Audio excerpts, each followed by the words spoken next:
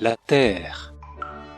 Autrefois, l'homme puisait dans son environnement les sources d'énergie primaires pour les transformer. Il transformait ces énergies primaires en énergie thermique, en énergie éolienne, en énergie mécanique. Bref, il produisait des énergies secondaires pour vivre mieux, tout simplement.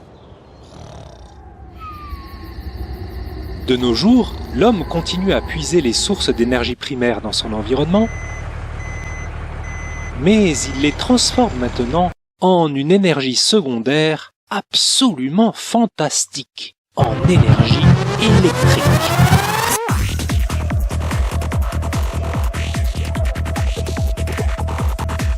Et l'électricité peut être à son tour convertie en toutes les énergies secondaires qu'on veut. En énergie mécanique, en énergie thermique, en énergie rayonnante. De l'électricité pour la radio, pour la télévision, pour l'ordinateur, et tellement d'appareils électriques encore. Mais comment l'homme s'y est-il pris pour créer cette énergie secondaire fantastique? Car figurez-vous qu'il n'existe pas de mine d'électricité. Alors il faut utiliser des sources d'énergie primaires. D'abord, on ira chercher de l'eau, du charbon, du pétrole raffiné ou de l'uranium. Pourquoi faire? Eh bien, pour ensuite transformer ces sources d'énergie primaire en énergie mécanique en faisant tourner des turbines.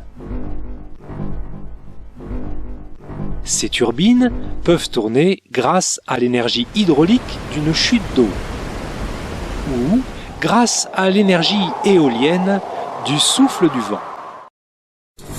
Mais souvent, ces turbines sont activées par la force de la vapeur.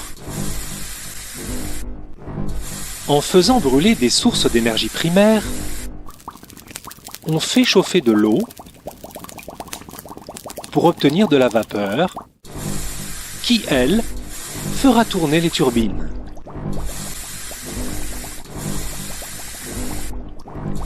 C'est tout? Non, mais attention, c'est un peu compliqué. Donc, les turbines tournent et font tourner un générateur. Ou plutôt, elles font tourner un rotor, c'est-à-dire un aimant.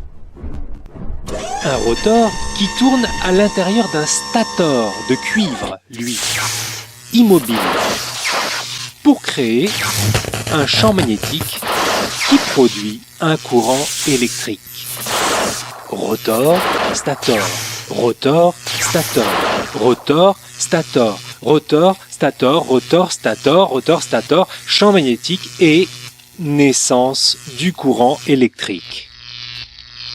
Transporté ensuite par des câbles à haute tension, puis par des petits câbles jusqu'à nos maisons. Mais voilà, l'énergie électrique ne se stocke pas bien. Comme pour une bicyclette, si on arrête de pédaler, le vélo n'avance plus. Si on arrête de faire tourner les turbines d'une centrale électrique, les ampoules ne sont plus alimentées et elles s'éteignent. Il faut donc faire tourner les turbines en permanence pour alimenter tous nos appareils électriques.